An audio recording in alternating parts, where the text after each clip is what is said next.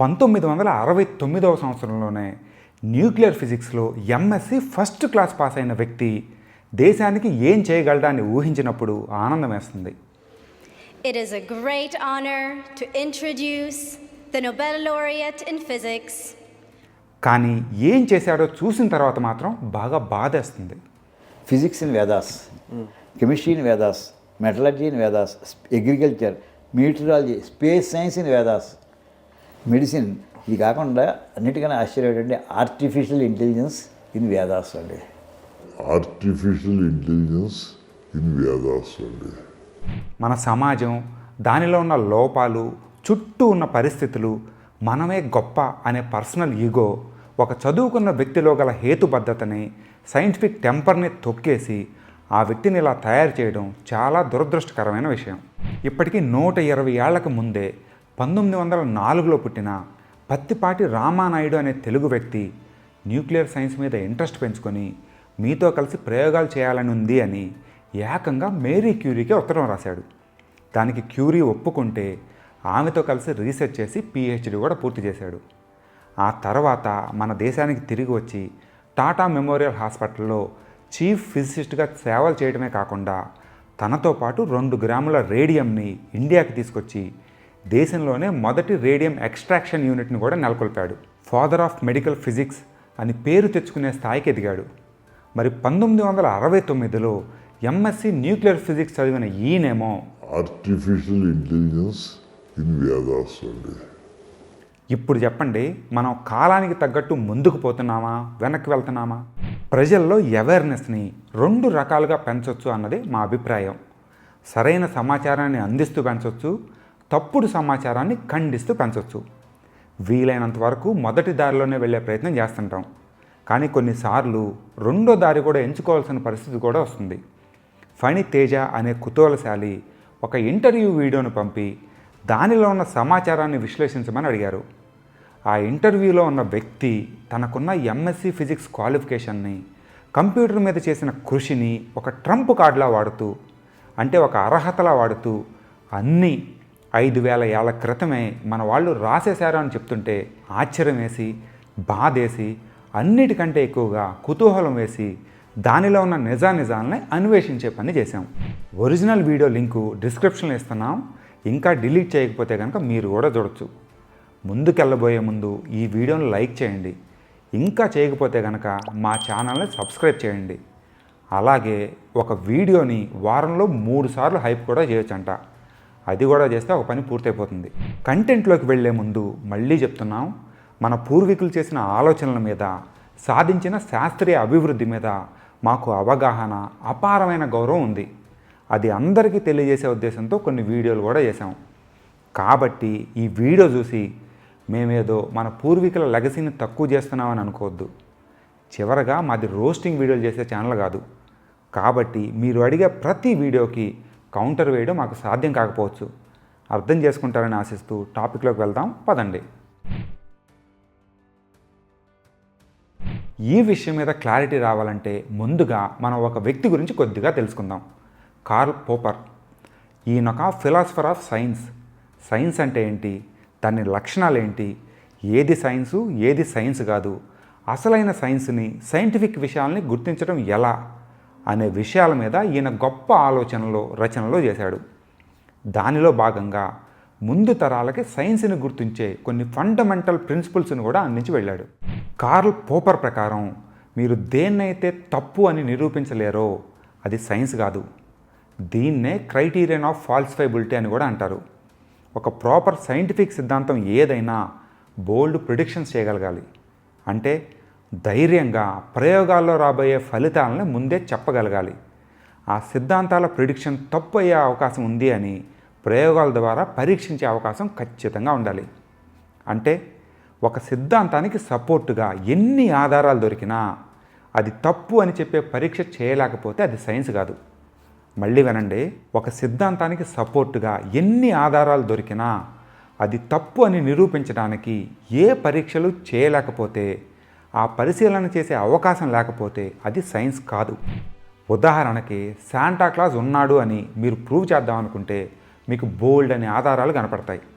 Santa Claus సినిమాలు ఉన్నాయి, shopping మాల్స్లో అతని బొమ్మలు ఉన్నాయి. ఆ వేషాలు వేసుకొని చాలామంది రోడ్ల మీద తిరుగుతుంటారు. పిల్లలకి ఎవరో దొంగచాటుగా బహుమతులు ఇస్తారు.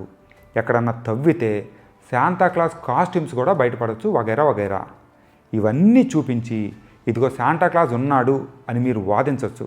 కానీ పోపర్ దృష్టిలో ఆ ఆర్గ్యుమెంట్ చెల్లదు. ఎందుకంటే అక్కడ మీరు శాంటాక్లాస్ లేడు అని నిరూపించడానికి ప్రయత్నం చేయడం లేదు, ఉన్నాడు అని నిరూపించడానికి మాత్రమే మీరు ట్రై చేస్తున్నారు. అలాగే ఆ ఉన్నాడని నిరూపించే పరీక్ష కూడా మనకు నచ్చినట్టు కాకుండా సైన్స్ చెప్పిన పద్ధతుల్లోనే చేయాలి. ఉదాహరణకి ఈ బొమ్మలో ఉన్న 2 అనే సంఖ్యని 90% మంది చూడగలరు, ఒక 10% మంది చూడలేరు. అది ఉందా లేదా అన్న విషయం మీద ఈ 2 గుంపులు బోల్డ్ అని ఆర్గ్యుమెంట్లు చేసుకోవచ్చు. కానీ సైన్స్ ప్రకారం నిరూపిద్దామనుకుంటే ముందు ఈ బొమ్మ మీద ఒక లైట్ వేయాలి. ఆ లైట్ పడి వచ్చే రిఫ్లెక్షన్లో గల కాంతి యొక్క వేవ్ లెంగ్త్ని పరిశీలించాలి. అంతా ఒకేలా ఉందా, తేడాగా ఉందా అనేది చూడాలి. తేడా ఉంటే అది ఏ ఏరియాలో వస్తుందో చూసి దాని ఆకారాన్ని కన్ఫర్మ్ చేసుకోవాలి. ఆ తర్వాత ఆ ఆకారం అంకో కాదో తేల్చాలి. ఇంత జరిగిన తర్వాత ఒకవేళ అంకె ఉంటే ఆ కనపడని వాళ్ళని పరీక్షించాలి. వాళ్ళకి కలర్ బ్లైండ్నెస్, కొన్ని రంగులు చూడలేకపోవడం అనే వ్యాధి ఉన్నట్లు నిర్ధారించాలి. దీనిలో ఎంత తతంగం ఉంది. కాబట్టి ఇవేమీ ఆలోచించకుండా, ప్రొసీజర్స్ని పట్టించుకోకుండా ప్రతి దాన్ని ప్రూవ్ చేద్దామని బయలుదేరకూడదు. అలా చేద్దాం అనుకుంటే మీరు చదివే ప్రతి పుస్తకంలో మీకు ఏది కావాలంటే అది దొరుకుతుంది. దానికి సంబంధించిన బోల్డ్ అన్న ఆధారాలు మీకు కనపడతాయి. చందమామ కథల్లో క్వాంటమ్ మెకానిక్స్ కనపడుతుంది. స్వాతి వీక్లీలో థియరీ ఆఫ్ రిలేటివిటీ దొరుకుతుంది. చతుర మంత్రిలో జీవపరిణామ సిద్ధాంతానికి ఆధారాలు కనపడతాయి. శ్రీశ్రీ మహాప్రస్థానంలో యాడమ్ స్మిత్ రాసిన వెల్త్ ఆఫ్ నేషన్స్ మొత్తం దొరుకుతుంది. కాబట్టి ఫ్రెండ్స్, మతం ఏదైనా అన్నీ మా పుస్తకంలో ఎప్పుడో రాసేశారు అనే వాళ్ళని నమ్మద్దు. అలాంటి వాళ్ళతో చాలా జాగ్రత్తగా ఉండండి. ఇప్పుడు మనం అసలు టాపిక్లోకి వెళ్దాం. ఇప్పటికి 5,000 సంవత్సరాల దగ్గర మనం మొట్టమొదటి 5,000లో నీ 2 అంటే 5,200 సంవత్సరాలు సుమారు 5,000 సంవత్సరాల క్రితం ఉన్నాడు. 5,000 సంవత్సరాల క్రితం 5,000 సంవత్సరాల క్రితం ఈ వీడియోలో రేమళ్ళ గారు చాలాసార్లు 5,000 సంవత్సరాలు 5,000 సంవత్సరాలు అని తెగ చెప్పారు. అసలు ఏంటి ఈ 5,000 సంవత్సరాల కథ కమామిషు? అది ఎక్కడి నుంచి ఎత్తుకొచ్చారు? దానిలో నిజమెంతో చూద్దాం. కాకి లెక్కలను పక్కన పెడితే సుమారు సామాన్య శకం 4వ శతాబ్దంలో రాసిన సూర్యచంద్రిక అనే గ్రంథంలో మొట్టమొదటిసారిగా కలియుగం ఆరంభం గురించి కొంత సమాచారం ఇచ్చారు. మేషరాశిలో రేవతి నక్షత్రంలో సప్తగ్రహాలైన సూర్యుడు, చంద్రుడు, బుధుడు, శుక్రుడు, కుజుడు, గురుడు, శని ఇవన్నీ ఒకే లైన్లోకి వచ్చినప్పుడు కలియుగం మొదలవుతుంది అని ఉంది. అంతకు ముందు రాసిన ఏ గ్రంథంలోనూ కూడా ఈ యుగం ప్రారంభం గురించి ఇంత క్లియర్గా చెప్పలేదు. సూర్యుడు, చంద్రుడు, గ్రహాలు ఏంట్రా అని మీరు అడగొచ్చు. జ్యోతిష్యం ప్రకారం అంతే. ఈ సమాచారాన్ని తీసుకున్న ఆర్యభట తన అద్భుతమైన ప్రతిభతో అదెప్పుడు జరిగి ఉంటుందా అని బ్యాక్ క్యాలిక్యులేషన్ చేశాడు. అంటే కాలాన్ని వెనక్కి లెక్కేశాడు. అలా వేస్తే అది సామాన్య శక పూర్వం 3102గా తేలింది. ఈ లెక్క ఆధారంగా ఆయన రాసిన ఆర్యభటీయ అనే గ్రంథంలో తన వయసు 23 సంవత్సరాలు నిండినప్పుడు కలియుగంలో 3600 సంవత్సరాలు గడిచాయి అని రాసుకొచ్చాడు. ఈ గ్రంథాన్ని రాసింది 499 CEలో. అంటే 3600 మైనస్ 499 చేస్తే BCE 3102వ సంవత్సరం వస్తుంది. ఈ BCEలో ఉన్న 3100 సంవత్సరాలు, CEలో ఉన్న 2000 సంవత్సరాలు కలిపి 5000 సంవత్సరాల క్రితం కలియుగం మొదలైంది అని ఒక లెక్కకొచ్చారు. ఇదంతా ఒక పక్క. ఇంకో పక్క పురాణాల్లో కలియుగం అనేది కురుక్షేత్ర యుద్ధం తర్వాత కృష్ణుడు చనిపోగానే మొదలవుతుంది అని కూడా రాసుకొచ్చారు. దానితో పాటు కొన్ని గ్రంథాల్లో, పురాణాల్లో, ఇతిహాసాల్లో కలియుగంలో పరిపాలించిన రాజవంశాలు, రాజుల వివరాలు ఉన్నాయి. కాకపోతే వీటిలో ఎక్కడా కూడా ఫలానా రోజు కలియుగం మొదలవుతుంది అని క్లియర్గా గ్రహాలను బట్టి రాయలేదు. పురాణాలు అనేవి గడిచిన రాజుల చరిత్ర లేదా కథలో కాబట్టి వాటిలో కాలలెక్కల సమాచారం అందుబాటులో ఉండే అవకాశాలు కూడా తక్కువే. ఇక్కడే మన వాళ్ళు డాట్లు గెలిపారు. సూర్య సిద్ధాంతాల్లో కలియుగానికి సంబంధించిన లెక్కలు ఉన్నాయి కాబట్టి పురాణాల ప్రకారం కురుక్షేత్రం అయిపోయి కృష్ణుడు మరణించాక కలియుగం మొదలైంది అని రాసింది కాబట్టి ఈ రెండింటిని మ్యాచ్ చేసుకొని కురుక్షేత్రం 3102 BCEలో జరిగింది అని నిర్ధారించారు. ఇలాంటి లెక్కకి సంబంధించిన కలియుగానికి కాదు, కేవలం ఈ లెక్కకి సంబంధించిన మొట్టమొదటి ఆర్కియలాజికల్ ఆధారం 634 సికి చెందిన ఐహోల్ శాసనంలో దొరికింది. సూర్య సిద్ధాంతానికి ముందు రాసిన ఏ పురాణంలో కూడా, ఏ ఇతిహాసంలో కూడా, ఆ మాటకొస్తే ఏ గ్రంథంలో కూడా ఇలా నక్షత్రాలు, రాసులు, గ్రహాలను సూచిస్తూ కలియుగాన్ని లెక్క కట్టలేదు. సరే, పురాణాల్లో చెప్పింది నిజమే అనుకుందాం. కలియుగం 3102 BCEలో కురుక్షేత్ర యుద్ధం తర్వాత మొదలైంది. కానీ అదే పురాణాల ప్రకారం కురుక్షేత్ర యుద్ధంలో 40 లక్షల నుంచి 140 కోట్ల మందికి పైగా చనిపోయారని పండితులు లెక్కలు వేశారు. ఇది చాలా బ్రాడ్ రేంజ్. మన లెక్క కోసం హీనపక్షం 40 లక్షల మంది చనిపోయారు అనుకుందాం. అంతమంది సైనికులు చనిపోయారంటే వాళ్ళు, వాళ్ళ ఫ్యామిలీలు, పశువులు, నివసించిన ఇల్లు ఇవన్నీ కలిపి ఆయా రాజ్యాల్లో కనీసం 1 కోటి మంది అన్నా ఆ కాలంలో జీవించి ఉండాలి. యుద్ధం జరిగినప్పుడు అక్కడ సైనికులు ఉన్నారు, తిన్నారు కాబట్టి సైనికులు నివసించిన ఆనవాళ్ళు, వాడిన ఆయుధాలు, కాల్చిన సమాధులు, ఇలా బోల్డ్ అన్ని ఆధారాలు మనకు త్రవ్వకాల్లో దొరకాలి. అవునా కాదా? కానీ అవేమీ దొరకలేదు. కురుక్షేత్ర దాని చుట్టుపక్కల ప్రదేశాల్లో తవ్వకాలు జరిపినప్పుడు కొన్ని కుండ పెంకులు మాత్రమే దొరికాయి. వాటి ద్వారా అక్కడ పెయింటెడ్ గ్రేవేర్ కల్చర్ ఉన్నట్లు నిర్ధారించారు. అది కూడా, అంటే ఆ కల్చర్ కూడా 1200 నుండి 600 BCE మధ్యదిగా తేల్చారు. అంటే పురాణాల్లో చెప్పిన 3102 BCEకి 2000 సంవత్సరాల తర్వాతే. అక్కడక్కడ కొన్ని ఇనుప వస్తువులు దొరికి చిన్న చిన్న మానవ సమూహాలు ఆ ప్రాంతంలో ఉన్నట్టు తవ్వకాల్లో బయటపడిన పెద్ద పెద్ద రాజ్యాలు ఉన్నట్టు కానీ 18 రోజుల మహాయుద్ధం జరిగినట్టు కానీ ఎటువంటి ఆధారాలు ఇప్పటిదాకా ఆర్కియాలజిస్టులకు దొరకలేదు. అంతెందుకు, మన దేశంలో బయటపడిన అతి పురాతన గొప్ప నాగరికత అయిన సింధు నాగరికత కూడా 4600 ఏళ్ల క్రితమే మంచి స్థితికి చేరుకున్నట్లు నిర్ధారించారు. కాబట్టి ఈ 5000 సంవత్సరాల లెక్క అనేది శుద్ధ తప్పు, మనల్ని మిస్గైడ్ చేసే ఇన్ఫర్మేషన్ మాత్రమే ఇది. క్లుప్తంగా ఆర్యభట తాను ఉన్న పరిస్థితుల్లో అందుబాటులో ఉన్న గ్రంథాలను వాడి 1500 సంవత్సరాల క్రితం ఒక లెక్క వేశాడు. ఆ తర్వాత కాలంలో సైన్స్ బాగా డెవలప్ అయింది. రేమెళ్ళ గారి మాటలో చెప్పాలంటే ఇంప్రూవ్ అయింది. కార్బన్ డేటింగ్ లాంటి కాలాన్ని కొలిచే పద్ధతులు వచ్చాయి.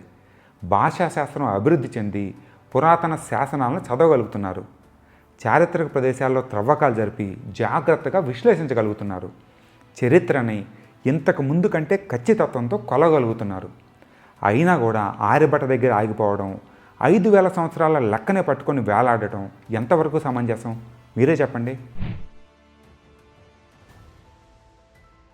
సైన్సు అది ఎప్పటికప్పుడు డెవలప్ అవుతూ వస్తుంది. ఎప్పటికప్పుడు డెవలప్ అవుతానంటే ఎవర్ ప్రోగ్రెసివ్ అని అంటాం. అంటే ఇట్ ఈజ్ నెవర్ పెర్ఫెక్ట్ అని అర్థం. Science is never perfect. ఎప్పటికప్పుడు అలా మారుతూనే ఉంటుంది. ఇంప్రూవ్ అవుతుంది అంటారు. ఇంప్రూవ్ అవుతుందో లేదో నాకు తెలియదు, కానీ అది మారుతున్నటువంటి విషయం అందరూ అంగీకరిస్తారు. So it is never perfect. ఏ రోజున మనకు అందిందో అది నెవర్ పెర్ఫెక్ట్. దీనితో మేము పూర్తిగా ఏకీభవిస్తున్నాం. Science is never perfect. అది ఇంప్రూవ్ అవుతూ వస్తుంది. దానికి కుప్పల కుప్పల ఉదాహరణలు మన దగ్గర ఉన్నాయి. విలియం గిల్బర్ట్ 16వ శతాబ్దంలో అయస్కాంతాన్ని, విద్యుత్ శక్తిని వేరు చేస్తే తర్వాత 300 సంవత్సరాల కాలంలో దాన్ని అద్భుతంగా అభివృద్ధి చేసుకున్నాం. రాబర్ట్ బోయెల్ 17వ శతాబ్దంలో అణువుల్ని పైకి తీస్తే 20వ శతాబ్దం కల్లా లోపలికి తొంగి చూడడమే కాకుండా దాన్ని ముక్కలు కూడా చేయగలిగాం. లూవెన్ హుక్ 1670లలో మైక్రోస్కోప్ కనిపెడితే ఈరోజు కొన్ని వందల బ్యాక్టీరియాలని, వైరస్లని గుర్తించి వాటి ద్వారా వచ్చే జబ్బులకి మందులు కనిపెట్టాం. ఆయుర్దాయాన్ని పెంచుకున్నాం. ఇదంతా సైన్స్ ఇంప్రూవ్ అయ్యే ప్రాసెస్లో వచ్చిన ప్రోగ్రెస్. మరి ఈయన ఉదాహరణలు చెప్పిన పుస్తకాలు ఈయన చెప్పినట్లే 5000 ఏళ్ల క్రితమే రాస్తే మొత్తం సత్యమే వాటిలో ఉంటే ఇవన్నీ ఎప్పుడో ఎవరో ఒకళ్ళు కనిపెట్టేయాలి కదా. అది ఎందుకు జరగలేదు?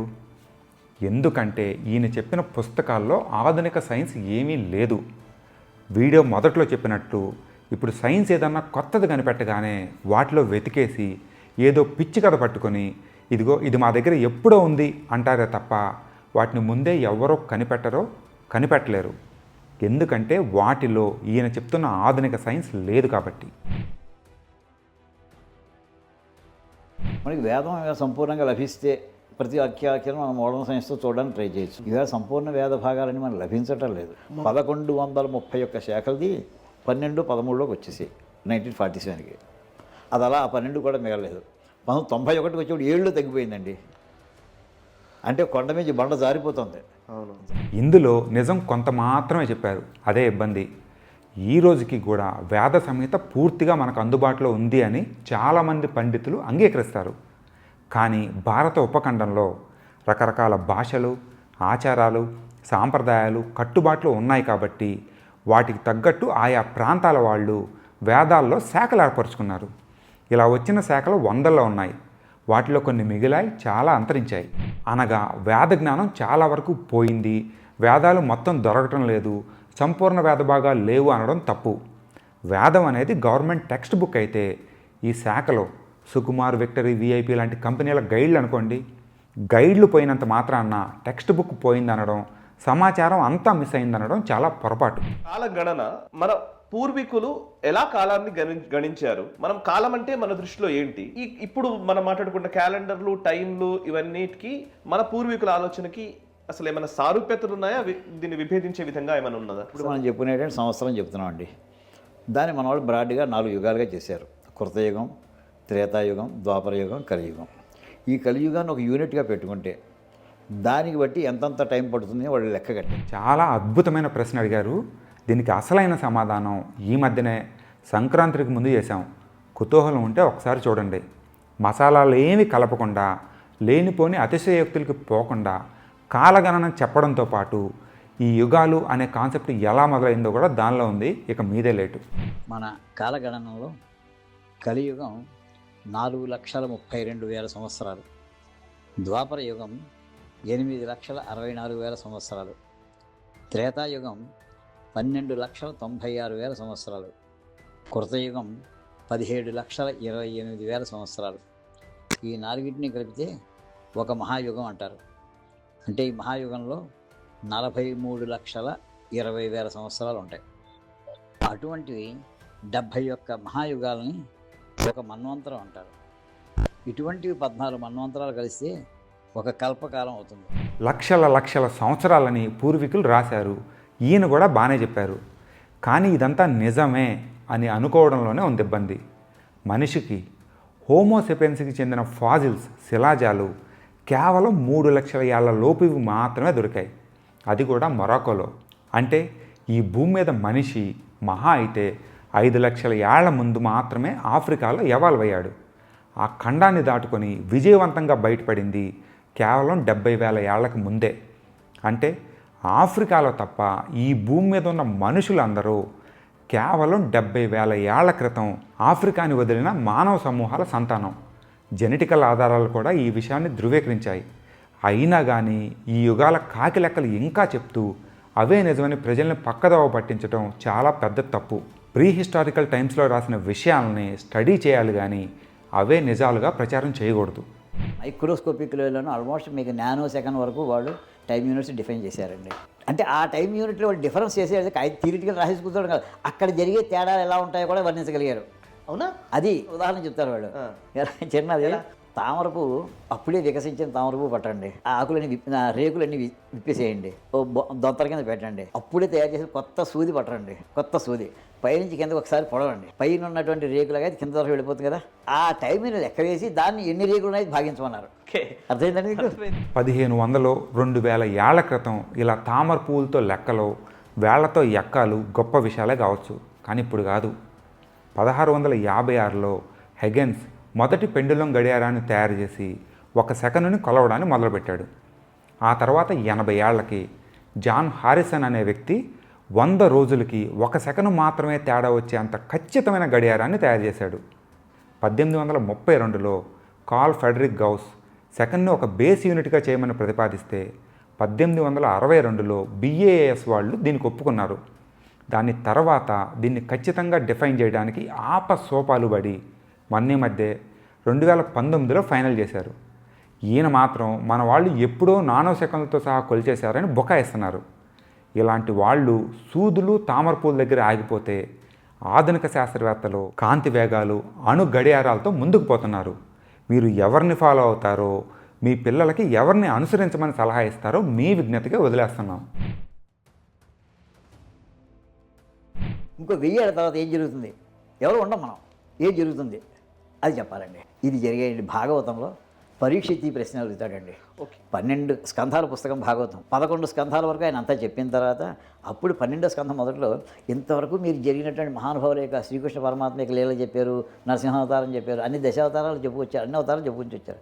ఇప్పుడు నాకు కోరిక ఈ దేశాన్ని రాబోయే సంవత్సరాలు ఎవరు పరిపాలిస్తారో తెలుసుకుందామని మహానుభావ అంటాడండి. ఆ వేళ నుంచి ఆయన ప్రారంభించి ఎంతవరకు చెప్పాడు తెలుసానండి, ఈ వేళ కాశ్మీర్ ప్రాబ్లం దాకా చెప్పాడండి ఆయన. ఈవేళ కాశ్మీర్ ప్రాబ్లం దాకా చెప్పాడండి ఆయన. అవునా? భాగవతం 12 స్కంధం చదవండి. కాశ్మీర్లో ప్రాబ్లం వస్తుందని చెప్పాడండి. కాశ్మీర్లో ప్రాబ్లం వస్తుందని 1935 ముందు ఎవరికైనా ఇమాజినేషన్ ఉందా? అసలు 1948 ముందు ఎవరికైనా, 47 కాదు 48 ముందు ఎవరికైనా ఇమాజినేషన్ ఉందా? ఊహకంత ఏముంటుంది సార్ అందులో? ఏం రాశారు? మిగతా దేశాల వాళ్ళు ఎవరు ఇక్కడ పరిపాలన చేస్తారో వాళ్ళ పేరు కూడా చెప్పాడండి ఆయన. అప్పుడు ఇంకా అశోకుడు పుట్టలేదు, చంద్రగుప్తుడు పుట్టలేదు. అవునా? ఎప్పుడు పుడతాడు చంద్రగుప్తుడు? మనకి BC 200 అంటాం, 200 అంటాం సుమారుగా. అంటే అప్పటికి 5000 సంవత్సరాల దాకా మనం మొట్టమొదటి చెప్పుకున్నామండి. 5000లో నీ 2000 తీసేస్తే 3000.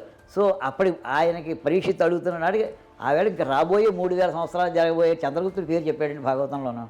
ఎలా వచ్చిందండి అది? అంటే ఇందాక చెప్పాను, మహర్షులు అయిపోయినటువంటి విషయాలని తెలుసుని చెప్పాలి, జరగబోయే విషయాలని చెప్పాలి. వాళ్ళని మనం త్రికాల వేదులు అంటాం. ఒక పుస్తకంలో 1000 ఏళ్ల తర్వాత ఎవరు పరిపాలించారు అని పేర్లతో సహా రాసి ఉంది అంటే ఆ విషయాన్ని 2 రకాలుగా మనం అర్థం చేసుకోవచ్చు. మొదటిది, ఆ పుస్తకాన్ని దానిలో ఉదహరించిన రాజులు, రాజవంశాలు పరిపాలించిన తర్వాత కాలంలో ఆ విషయాలు తెలిసిన ఎవరన్నా రాసి ఉండొచ్చు. రెండోది, ఆ పుస్తకం రాసిన వాళ్ళు నిజంగానే త్రికాల యోధులు, జరిగినవి, జరుగుతున్నవి, జరగబోయేవి అన్నీ తెలుసుకొని రాసి ఉండొచ్చు. ఈ రెండిటిలో ఏది నిజమయ్యే అవకాశం ఉంది అని మీకు అనిపిస్తుంది? మీ విచక్షణ ఏం చెప్తుంది? రాజుల ముందా, రాసిన పుస్తకం ముందా? ఈయన చెప్పిన దాని ప్రకారం భాగవతం సామాన్య శక పూర్వం 3వ సహస్రాబ్దిలో రాశారు. వీడియో ముందు భాగంలో చెప్పినట్లు ఈయన వివరణలన్నీ కూడా ఈ 5000 సంవత్సరాల టైం లైన్ మీద ఆధారపడి ఉన్నాయి. అది తప్పని మనకు ఆల్రెడీ కన్ఫర్మ్ అయిపోయింది. పైగా మీరు తిట్టుకోమంటే ఒక మాట చెప్తాం, ఆ సమయానికి అంటే 5000 సంవత్సరాలకు ముందు సంస్కృతం భాష ఇంకా పుట్టనే లేదు. అప్పటికే కాదు, ఆ తర్వాత 1000 సంవత్సరాలకు కూడా సంస్కృతం పూర్తిగా అభివృద్ధి చెందలేదని చారిత్రక ఆధారాలు చెప్తున్నాయి. అసలు అస్తిత్వంలోనే లేని భాషలో పుంకాను పుంకాలుగా పుస్తకాలు రాయడం ఎలా సాధ్యం? హౌ? ఈ విషయం చెప్పగానే సహజంగానే వచ్చే ప్రశ్న, మరి భాగవతం ఎప్పుడు రాశారు అని. ఆధునిక చరిత్రకారుల ప్రకారం భాగవతాన్ని సామాన్య శకం 8-10 శతాబ్దాల మధ్యకాలంలో రాశారు. అంటే భాగవతంలో వివరించిన రాజులు, రాజవంశాలు అప్పటికే గతించిపోయి చరిత్రలో ఉన్నాయి. అందువల్లనే దాన్ని రాసిన వాళ్ళు ఆ రాజుల వివరాలు భాగవతంలో మెన్షన్ చేయగలిగారు, కానీ 1000 ఏళ్ళు భవిష్యత్తులోకి చూసి కాదు. కాబట్టి ఈయన అందరినీ మిస్గైడ్ చేశాడని మనం అర్థం చేసుకోవాలి. అలానే మనకు ఒక విషయం ఎవరన్నా చెప్పినప్పుడు అది హేతుబద్ధంగా ఉందా అని ఒక చిన్న ఆలోచన చేయగలిగితే ఇలాంటి ఉచ్చులో అంత సులభంగా పడం. నేను 10 ఏళ్ల క్రితం బెంగళూరులో కాన్ఫరెన్స్కి వెళ్ళానండి. 10 ఏళ్ల క్రితం. ఆయన ఏం చెప్తున్నారో తెలుసా అండి, మన నాడి పట్టుకుని మనవడికి ఆయుష్ ఎంతో చెప్తున్నాడండి, శాస్త్రంలో ప్రతిఫలిస్తుంది నాకు అన్నాడు ఆయన. ఇప్పుడు ఈ మధ్య కాలంలో 10 ఏళ్ల క్రితం జరిగిన సంఘటన ఇది. అలాంటి మహానుభావులు ఏడకలా ఉన్నారు. వాళ్ళు ఉన్నారా సార్ ఇప్పటికీ? ఉన్నారు. ఎక్కడున్నారో అందరికీ ఏ రోజు కాదు. వాడు దీనికోసం ఈ ప్రపంచం వాళ్ళకి తృణప్రాయం, వాళ్ళకి ఈ ప్రచారాలు, ఈ హడావిడి అక్కర్లేదు. వాడి పని వాడు చేసుకుంటూ వెళ్తుంటారు. మా దగ్గర మేధావులు ఉన్నారు, వాళ్ళు అన్నీ చెప్తారు. ఎవరు ఎప్పుడు ఎలా చచ్చిపోతారో టక్కుని చెప్పేయగలరు. ఈ ప్రాపంచిక విషయాలు పట్టించుకోరు. ఇలాంటి కబుర్లు 2000 ఏళ్లుగా చూస్తూనే ఉన్నాం. ఈ రోజు వరకు అలాంటి వాళ్ళు బయటపడిన సందర్భాలు కానీ, ప్రజల కోసం వాళ్ళ జ్ఞానాన్ని వాడిన సందర్భాలు కానీ క్లియర్గా లేవు. ఒక విషయం చెప్పండి, ఒక వ్యక్తి మీ నాడి చూసి ఆయుష్ చెప్పగలిగి చెప్పలేదంటే నైతికంగా అతను ఎంత అధమస్థితిలో ఉన్నట్లు? ఒకరికి ఉపయోగపడిన జ్ఞానం ఉంటే ఏంటి, లేకపోతే ఏంటి? పురాణాల్లో అణుబాంబులు ఉన్నాయంటారు, వేదాల్లో విమానాలు ఉన్నాయంటారు, నాగసాధువులు సూక్ష్మరూపం ధరించి ప్రయాణం చేస్తారు అంటారు. ఇలాంటి వాటికి ఆధారాలు అడిగితే అడిగిన వాళ్ళని తిడతారు, లేదా యూరోపియన్లు ఎత్తుకుపోయారని చెప్తారు. అంతే తప్ప సైన్స్కి, మైథాలజీకి గల తేడాని అంగీకరించడానికి మాత్రం ఇష్టపడరు. కొత్త విషయాలు నేర్చుకోవడానికి కుతూహలం అస్సలు చూపరు. ఇలాంటి వాళ్ళకి అర్థమయ్యేటట్టు ఎలా చెప్పాలి? మీరన్నా కాస్త చెప్పండి. ఈ వీడియో మొదట్లో చెప్పిన పత్తిపాటి రామానాయుడు గారు రేడియో ధార్మికత మీద పరిశోధన చేసి బోన్ మ్యారో డ్యామేజ్ అయ్యి చావు అంచు దాకా వెళ్ళి తిరిగి వచ్చారు. ఆ తర్వాత కూడా యునెస్కోలో జాయిన్ అయ్యి దేశానికి ఉపయోగపడే ప్రాజెక్టులు ఎన్నో చేశారు. మేరీ క్యూరీ, విలియం రాంట్జన్ లాంటి శాస్త్రవేత్తలు ఎంతోమంది తమ ప్రాణాలు పణంగా పెట్టి ప్రయోగాలు చేశారు. ఎన్నో కోట్ల మంది ప్రాణాలు అలా కాపాడగలిగారు. ఒకరికి సహాయం చేయగలిగుండి చేయకపోవడం ఏ రకమైన గొప్పతనం? మీరే చెప్పండి. ఎవరు గొప్ప? మేరీ క్యూరీనా? ఈయన చెప్పిన ఒక వేదాంత? నేను ఆ కుర్రాన్ని ఎవరిని అడిగితే ఈ దేశాన్ని పరిపాలించిన చక్రవర్తుల పేరు చెప్పండి అంటే ఎవడో ఒక కాలేజీలో అడిగితే ఔరంగజేబ్ అన్నాడండి. దురదృష్టం వాడు తప్ప ఇంకోటి దొరకలేదు వాడికి. ఆ కుర్రోడు అన్నాడో లేదో తెలియదు కానీ ఇలానే సున్నితంగా తెలిసి తెలియనట్టు అర్థం అయ్యి అవనట్టు ఒక మతం మీదో సమూహం మీదో బురద చల్లటం ఇలాంటి వాళ్ళు చేస్తున్న పని. చరిత్రని మనం మార్చలేం. 400 ఏళ్ల క్రితం పరిపాలించింది ఎవరైనా ఇప్పుడు అందరం భారతీయులమే. అప్పటి రాజు మతం ఇప్పుడు మన ప్రవర్తనని నిర్ణయించడం అనేది దేశానికి చాలా ప్రమాదకరం. ఒకవేళ ఆ కుర్రాడు తప్పు చెప్పాడు అని అనిపించినా అతన్ని సరిచేయాలి కానీ ఇలాంటి ముసుగులో గుద్దులాట మాటలు మాత్రం వాడకూడదు. ఒక మహర్షి ఉన్నాడండి, ఆయన అంటాడు అపశ్య మహమేతాం సప్త సూర్యానితి, నేను 7 సూర్యులు చూశానయ్యా అని డిక్లేర్ చేస్తున్నాడండి. డిక్లేర్ చేస్తున్నాడు. చేస్తూ కూడా ఇంకో 8వ సూర్యుడు కూడా ఉన్నాడు నేను చూడలేదు. ఈవేళ మనకి ఈ ఈవేళ మనం గమనిస్తున్నట్టు మనం ఉదయం చేస్తున్నటువంటి ఈ సూర్యుడికి దగ్గరలో ఉన్న ఆ సూర్యుడి పేరు ఏంటంటే అట్లాస్. 52 లైట్ ఇయర్స్ దూరంలో ఉందని సుమారుగా చెబుతుంటారు. అది దాటి ఇంకా ఎందుకు చూసాడు ఆయన మహానుభావుడు. ఇప్పుడు 7 సూర్యులు చూశానని చెప్తున్నాడు కదా, అది సైంటిస్ట్ అతను. మహర్షి దర్శించిన మహర్షి అనే పదంలో ఋషి అనే పదానికి అంటే ఋషేర్ దర్శన, అది చూసిన వాడిని ద్రష్ట అంటారు. ద్రష్ట అంటే చూడడం. నేను చూసాను, ఫిజికల్ అబ్జర్వ్ చేశానయ్యా, నేను ఇమాజిన్ చేశాను చెప్పట్లేదు, చూశాను అంటున్నాడు. చెప్పి ఎంతమంది ఉన్నారు చివరికంటే సహస్ర సూర్యతాయ ఇది వైశంభ, ఎంతమంది ఉన్నారు అన్నయ్యా, ఇంకా వేలాది సూర్యుడు ఉన్నారు అని అక్కడ చెప్తున్నాడు. అక్కడ సహస్ర సూర్యతాయ అంటే వేలాది సూర్యుడు అంటే గెలాక్సీని చూసినట్టు అనమాట. వాడు ఫీల్ అయ్యారు. ఇది మాత్రం విచిత్రమైన పాయింట్. 7 సూర్యుల్ని లేదా వేలాది సూర్యుల్ని చూడడం అంటే ఏంటో ఈయనకే తెలియాలి. సూర్యుడు ఒక నక్షత్రం. అలాంటి నక్షత్రాలు కొన్ని లక్షల కోట్లు మన పాలపుంతలో ఉన్నాయి. కాలుష్యం లేకపోతే మామూలు కంటికి 2 నుండి 4,000 నక్షత్రాలు కనపడతాయి. అలాంటిది ఒకళ్ళు 1000 మంది సూర్యుల్ని చూశాను అని అంటే అది గొప్ప విషయం ఎలా అవుతుంది? ఆ సూర్యుల నుంచి లైట్ ఎలా వస్తుంది అని కనిపెట్టి ఆ విషయం రాశారనుకోండి, అప్పుడు అభినందించడంలో ఎటువంటి ఇబ్బంది లేదు. అలాంటి ఆధారాలు దొరికితే మేమే గర్వంగా ఒక వీడియోని దాని మీద చేస్తాం. అలాగే సూర్యుని తర్వాత మనకు దగ్గరలో ఉన్న నక్షత్రం అట్లాస్ కాదు, ప్రాక్సిమా సెంటౌరీ. దాన్ని మామూలు కంటితో చూడలేం. అలా చూడగలిగిన అతి దగ్గర నక్షత్ర మండలం ఆల్ఫా సెంటౌరీ. ఈయన చెప్పిన అట్లాస్ కూడా భూమి నుంచి 430 కాంతి సంవత్సరాల దూరంలో ఉంది. పనిలో పనిగా మహర్షులు అందరూ సైంటిస్టులని కూడా ఈయన తీర్మానించాడు. ఈయనకు ఒక విషయం తెలుసో లేదో, పర్షియన్ భాషలో రిష్ అంటే గడ్డం అని అర్థం. ఇరాన్ నుంచి గడ్డం పెంచుకొని వలస వచ్చిన ఆర్యులు లేదా వాళ్ళ సిద్ధాంతాల ఫాలోవర్స్ని ఇప్పుడు అలా గొప్పగా పిలుచుకుంటున్నాం. కాబట్టి ఈయన చెప్పినట్లు మహర్షి అంటే సైంటిస్ట్ అని కాదు, పెద్ద గడ్డం ఉన్న వ్యక్తి అని అసలైన అర్థం. టూకీగా చెప్పాలంటే ఈ మొత్తం సంభాషణలో చాలా లోపాలు ఉన్నాయి. Note this point your honour. 1642లో పోయాడండి గెలీలియో. 85 ఏళ్ళు బతికాడండి. 80 అనుకుందాం కదా లెక్క కోసం. అంటే 1560 1550లో పోవాలండి, పుట్టుండాలి. అతను అప్పుడు పుట్టాక 40-50 టెలిస్కోప్ కనుక్కున్నాడండి. అంటే 1600 సంవత్సరం రావాలి కదా. 1600 సంవత్సరం వచ్చాక అతను టెలిస్కోప్ కనుక్కుంటే అప్పటి నుంచి చూసాడని చెప్పాలి సైంటిఫిక్గా. ఆ తర్వాత మైక్రోస్కోప్, టెలిస్కోప్ వచ్చాక మైక్రోస్కోప్ వస్తుంది. హంపీ వెళ్ళండి. హంపీలో శిథిలాలు ఒక చోట ఆకాశంగా గొట్టం వేసి చూస్తున్నట్టుగా బొమ్మ ఉంటుందండి. శిథిలాలు చెక్కి ఉంటుందండి. అది ఎలా వస్తుందండి? అది అప్పటికే జ్యోతిష్ శాస్త్రంలో కొన్ని యంత్రాలను వాడే పద్ధతి ఉంది. ఇంతకంటే దారుణం ఏమనుందా? హంపీలో ఒక విరిగిపోయిన విగ్రహాన్ని చూపించి గెలీలియోని తక్కువ చేయడమా? గెలీలియో సాధించిన వాటిలో టెలిస్కోప్తో చూడడం అనేది ఒక అతి చిన్న మొక్క.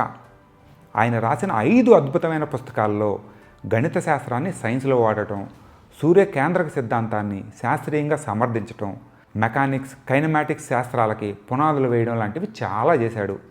వాటి మీదే ఐజాక్ న్యూటన్ కూడా తన గురుత్వాకర్షణ సిద్ధాంతాన్ని కూడా నిలబెట్టాడు.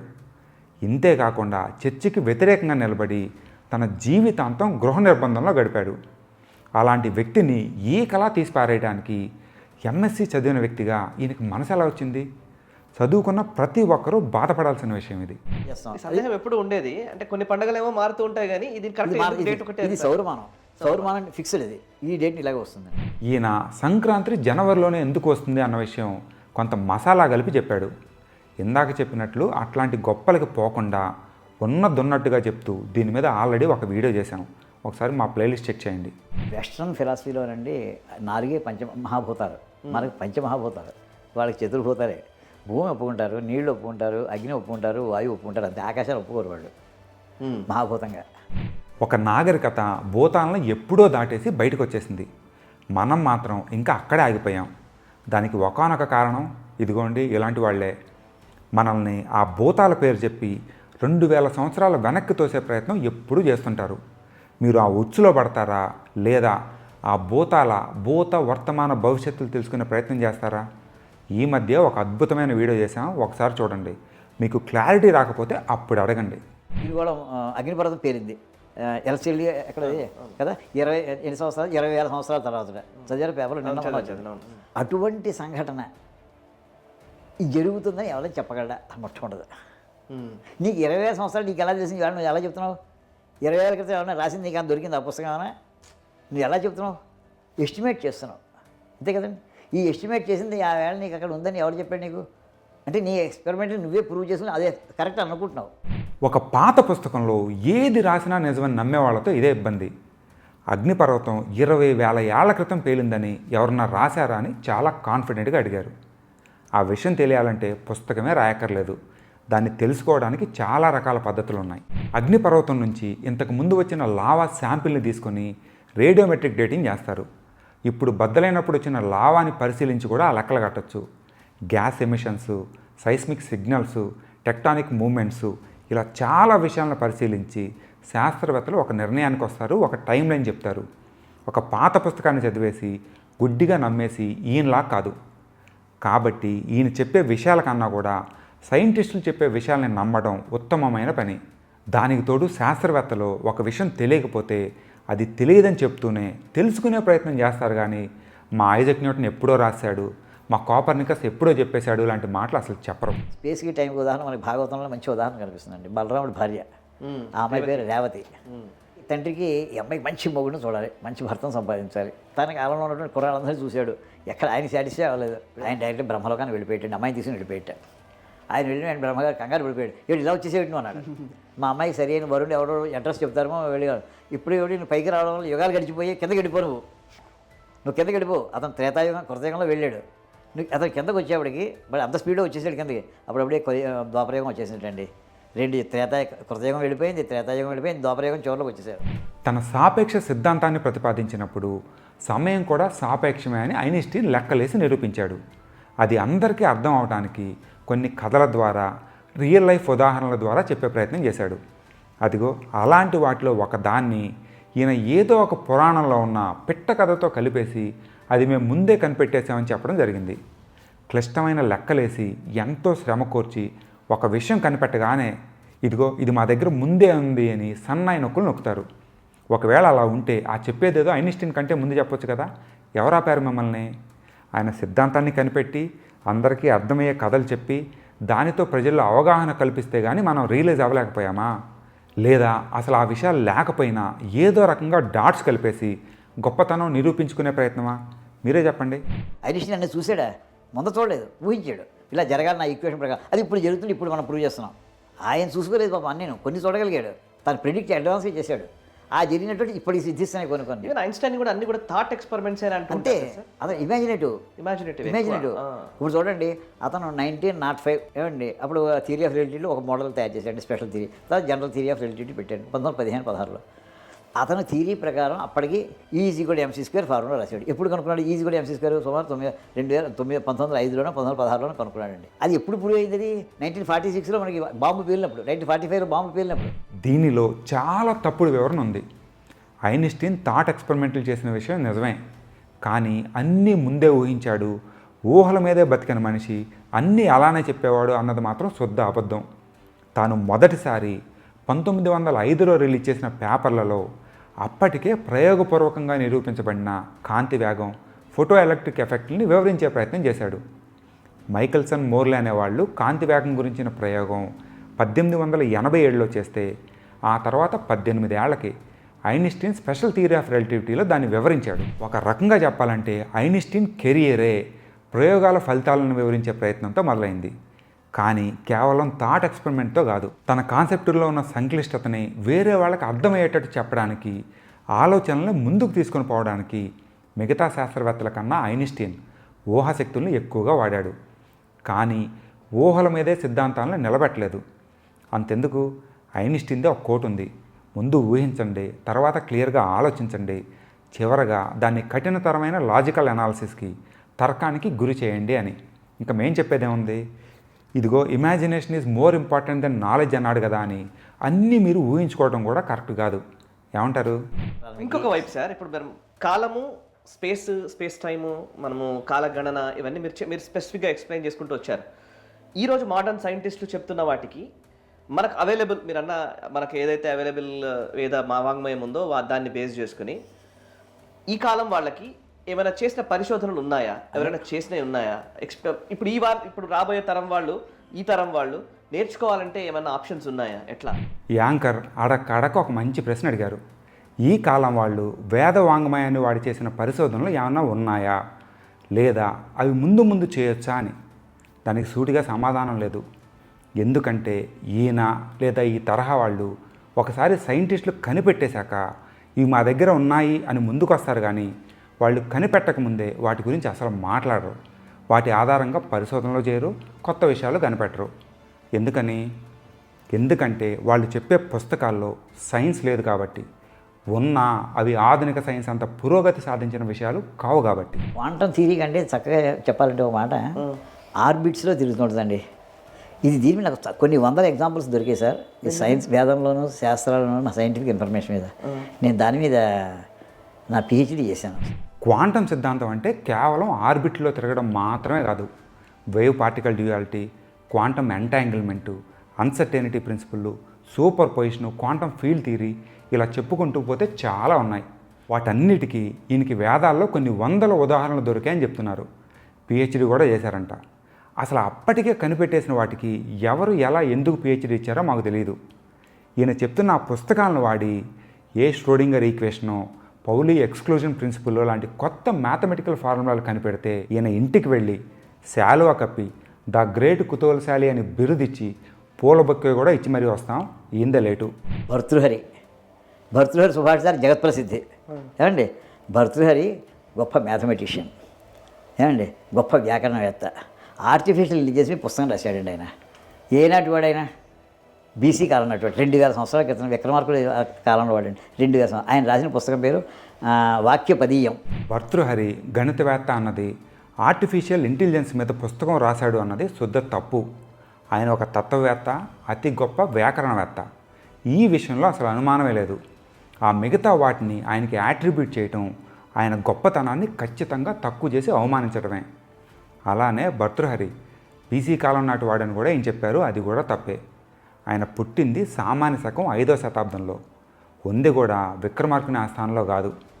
రేమెళ్ళ గారు ఎలాగో ఆధునిక కాలపు లెక్కలకి, ఆర్కియాలజీ ఆధారాలకి ఎటువంటి విలువ ఇవ్వడం లేదు కాబట్టి ఈ విషయం గురించి మేము కొత్తగా చెప్పేది ఏమీ లేదు.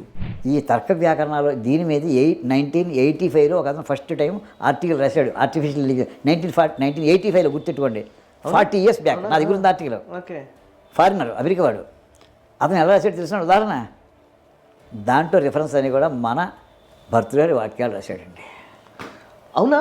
అతను ఇచ్చింది ఇండియన్ ఎగ్జాంపుల్స్, మన శాస్త్రంలో ఎగ్జాంపుల్స్ పెట్టి ఇలా ఉంటేనే ఆర్టిఫిషియల్ ఇంటెలిజెన్స్ వర్క్ చేస్తుంది అని చెప్పి 1985 ఆర్టికల్ రాశాడు. నా దగ్గర ఉంది.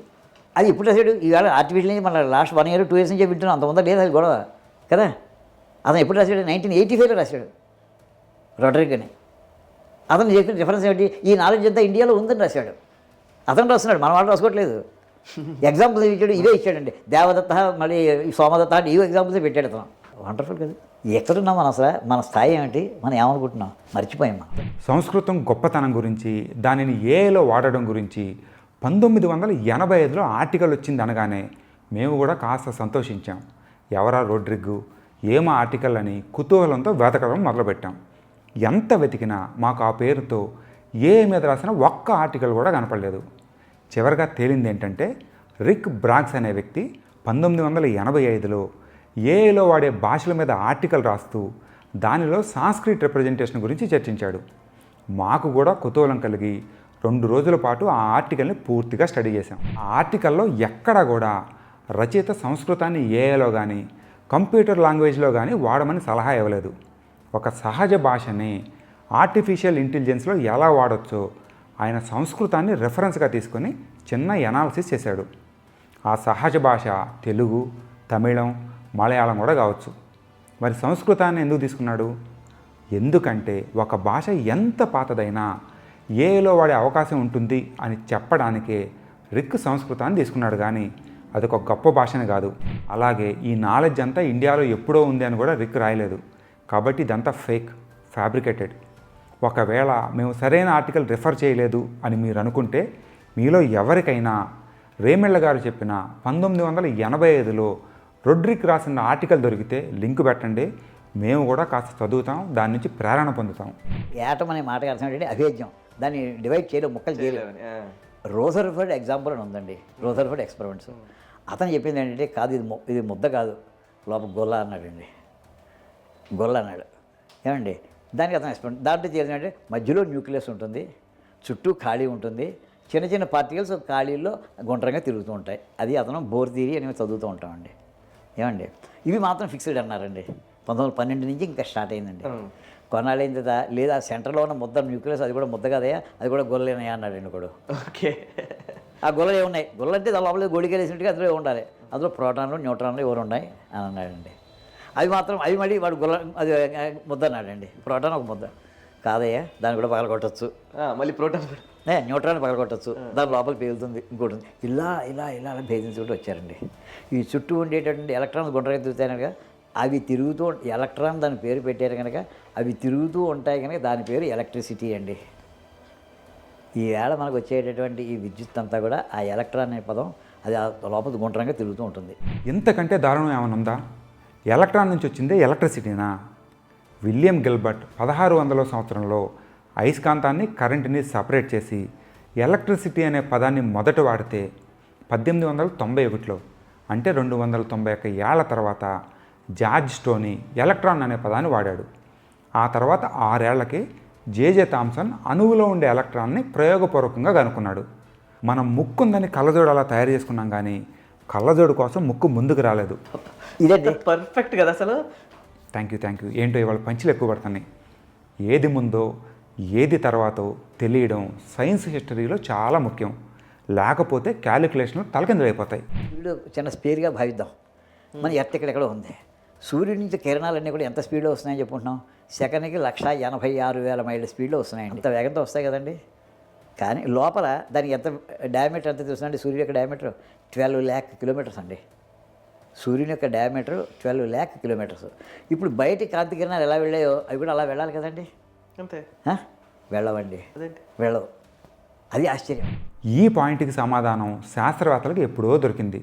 అసలు నక్షత్రాలు ఎలా పుడతాయి, ఎలా అంతరిస్తాయి, లోపల పుట్టిన కాంతి బయటికి రావడానికి 1,00,000 ఏళ్ళు ఎందుకు పడుతుంది, ఈ విషయాలన్నీ కలిపి ఒక పూర్తి వీడియో ఎప్పుడో చేసాం.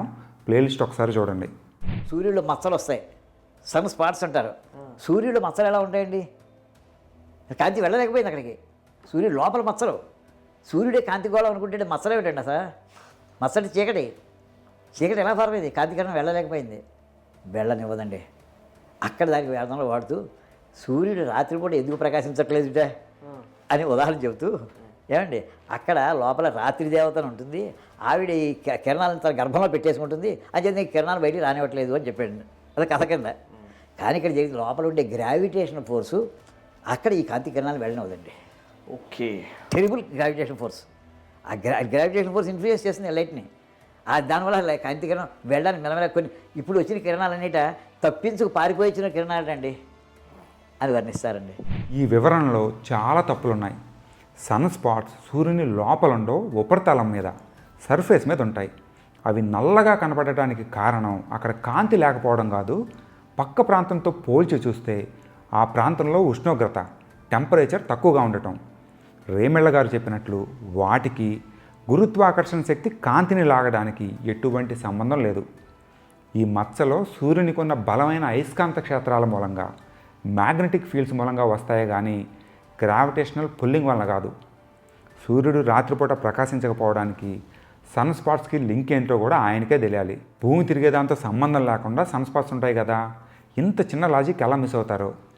అలానే పనిలో పనిగా దీనికి రాత్రి దేవతలకి లింక్ పెట్టి కథని మంచి రసవత్రంగా మార్చారు. పరంగా ఇంకో ప్రాజెక్ట్ చేస్తున్నాను నేను. ఆ ప్రాజెక్టు నా ఉద్దేశంలో నా పిహెచ్డీ చేశాను దాని మీద జ్యోతిషంలో. ఓకే. వరాహమిహిరుడు 500 AD ప్రాంతంలో వాడండి, సుమారు 1500 సంవత్సరాల క్రితం వాడు. అతను బృహత్ సంహిత అని ఒక పెద్ద పుస్తకం రాశారు. అది సైన్స్ ఎన్సైక్లోపీడియా ఆ వేళకది, బృహత్ సంహిత. ఇందులో ఒక చాప్టర్ భూకంప లక్షణ అధ్యాయం అని రాశాడండి. భూకంపాలు ఎన్ని రకాలు ఉన్నాయి అని ఒక రకం కాదండి, ఎలా వస్తాయి, నక్షత్రాల యొక్క ప్రభావం మూలంగా ఈ భూమి మీద గ్రహాల యొక్క ప్రభావం మూలంగా భూకంపాలు వస్తాయి. మేజర్ భూకంపాలన్నీ కూడా ఎన్నాళ్ళ ముందు చెప్పచ్చు. ఈవేళ 5 నిమిషాల ముందర ప్రిడిక్ట్ చేయలేరండి. వచ్చిందా చెప్తారు పోస్ట్ మార్టం, ఇంతమంది పోయారు, అంతమంది పోయారు, ఇంత లోతులో వచ్చింది, అంత లోతులో వచ్చింది, ఇంత రెక్టాస్ స్కేల్ ఇంత 5 నిమిషాల ముందర చెప్పగలిగేవా ఫలానా చోట వస్తుందని ఒక్కడు చెప్పలేకపోయాడు. ఆయన చెప్పాడండి, టెక్నిక్స్ చెప్పాడండి. అది మనం సరిగ్గా పూర్తిగా అర్థం చేసుకోలేదు. ఆయన ఎన్నాళ్ళ ముందు చెప్తే 5 నిమిషాలు కాదండి, 2 నెలల ముందు సిమ్టమ్స్ ఎలా ఉంటాయి చెప్పాడండి. వరాహమిహిరుడు బృహత్ సంహిత లాంటి గొప్ప పుస్తకం రాయడం నిజమే. అది ఆయన రాసి 1500 సంవత్సరాలు పైనే అయింది. ఈ కాలంలో, ఈ 1500 సంవత్సరాల కాలంలో physics, chemistry, geology, biology, sociology, medicine లాంటి కొన్ని పదుల సైన్స్ ఫీల్డ్లు మొదలై మంచి అభివృద్ధిని సాధించాయి. ఇవన్నీ పక్కన పెట్టేసి మళ్ళీ పాత పుస్తకాల జోలికి వెళ్ళడం ఎంతవరకు కరెక్టు? పైగా నక్షత్రాల మూలంగా, గ్రహాల మూలంగా, పచ్చిగా చెప్పాలంటే జ్యోతిష్యం మూలంగా భూకంపాలు వస్తాయని చెప్పి ఇలా ప్రజల్ని పక్కదారి పట్టించడం ఎంతవరకు సమంజసం? ఎంఎస్సీ చదువుకున్న ఈయన చెప్పాలి. ఇదంతా వింటుంటే అసలు ఈయన విద్యార్హతల మీద మాకు అనుమానాలు మొదలయ్యాయి. అలానే భూకంపాల మీద అధ్యయనం చేశామని చెప్తున్నారు కదా, అంత చేసినప్పుడు 2004లో వచ్చిన సునామీని ఈయన ముందే ఎందుకని గుర్తించలేకపోయారు? అలా చేసి ఉంటే దాదాపు 2.5 లక్షల మంది ప్రజల ప్రాణాలు కాపాడగలిగే వాళ్ళం కదా. 2001లో గుజరాత్లో, 2005లో కశ్మీర్లో, మొన్న మధ్య 2015లో నేపాల్లో వచ్చిన భూకంపాలని ఎందుకని ముందే గుర్తించలేకపోయారు? సంస్కృతం వచ్చిన వాళ్ళు, వరాహమిహిరుడిని చదవగలిగిన వాళ్ళు దేశంలో ఈయన తప్ప వేరొకళ్ళు లేరా? బృహత్ సంహితలో అంత విషయం ఉన్నప్పుడు వాళ్ళైనా ముందే హెచ్చరించవచ్చు కదా. అలా ఎందుకని చేయరు? ఎందుకంటే దానిలో ఆ విషయాలు లేవు. గ్రహాల ఆధారంగా, నక్షత్రాల ఆధారంగా భూకంపాలు అంచనా వేయడం అంటే ఇంట్లో పరుసుపోతే వీధిలో వెతకడం లాంటిది. అది మీకు దొరకదు. ఇదే పర్ఫెక్ట్ కదా అసలు. Thank you very much. ప్రతి పురాతన నాగరికత కుతూహలంతో ప్రకృతిని అర్థం చేసుకోవడానికి ప్రయత్నించి రకరకాల సిద్ధాంతాలు, విశ్లేషణలు, వివరాలు మనకు అందించాయి. వాటిలో కొన్ని తప్పులు ఉన్నాయి, కొన్ని ఒప్పులు ఉన్నాయి. కొన్ని ఈ రోజుకి పనికొస్తే మరికొన్ని ప్రస్తుతానికి ఉపయోగపడవు. ప్రస్తుతం మనం సాధించిన ప్రగతిని బేరీజు వేసుకొని కొన్ని పాత సిద్ధాంతాలని వదిలేసి కొత్త వాటితో ముందుకు సాగుతూ పోవాలి. అలా కాకుండా సైన్స్లో కొత్తది కనిపెట్టిన ప్రతిసారి ఇది మా పుస్తకంలో ఎప్పుడో ఉంది, ఇది మా వాళ్ళకి ఎప్పుడో తెలుసు అని సంకల గుద్దుకుంటే ప్రపంచం ముందు నవ్వులు పాలవుతాం. టమాటా ఫ్రూట్ అని తెలవడం జ్ఞానం అయితే దాన్ని ఫ్రూట్ సలాడ్లో కలపకపోవడం ఇంగిత జ్ఞానం. ఇదే పర్ఫెక్ట్ కదా అసలు. Thank you very much. ప్రతి వ్యక్తికి జ్ఞానం, ఇంగిత జ్ఞానం రెండూ ఉండాలి. లేకపోతే ఎంత చదువుకున్నా ఇదిగో ఇలాంటి వీడియోలో పడి కొట్టుకుపోతాం. రేమళ్ళ గారేమీ నిరక్షరాస్యుడు కాదు కదా. అయినా కానీ వేదాల్లో ఏ ఉంది అని వాదిస్తే ఏం చేయాలి?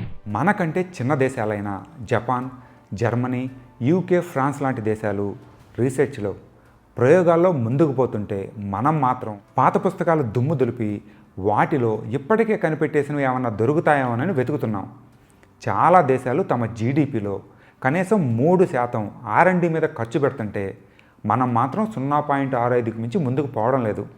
అలా పోకపోగా ఇలా సూడో సైన్స్ని ప్రమోట్ చేయటం, ఆవు పేడ మూత్రాలతో పరిశోధనలు చేయాలని డిమాండ్ చేయటం, అలా ప్రమోట్ చేసిన వాళ్ళకి పద్మ అవార్డులు ఇవ్వడం చేస్తున్నాం. మన పూర్వీకులు సాధించిన విషయాలు పనీర్ లాంటివి. వాసన చూసి వదిలేయాలే కానీ తాగుతూ కూర్చోకూడదు. అలా చేశామా ఈ పోటీ ప్రపంచంలో ఇంకా వెనకబడిపోతాం. 2000 ఏళ్ల క్రితం భారత ఉపఖండం మిగతా నాగరికతలతో పోలిస్తే ఎంత ముందుకు వెళ్ళిందో అంతే ముందుకు ఈ కాలంలో కూడా వెళ్ళాలి అని నిజాయితీగా ఆశించేవాళ్ళం మేము. అలా వెళ్ళాలంటే పాత చెత్తని పక్కన పెట్టి కొత్త విషయాల మీద పరిశోధనలకి విలువ ఇవ్వాలి.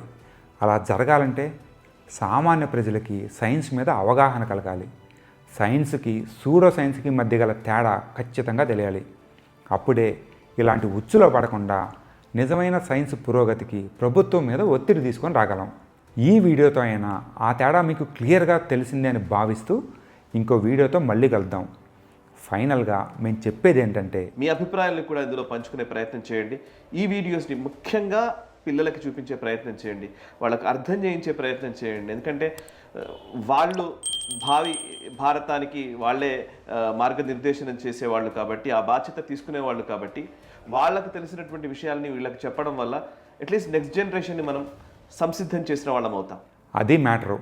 ఈ వీడియోని షేర్ చేయడం, 3 సార్లు హైప్ చేయడం మాత్రం అస్సలు మర్చిపోవద్దు.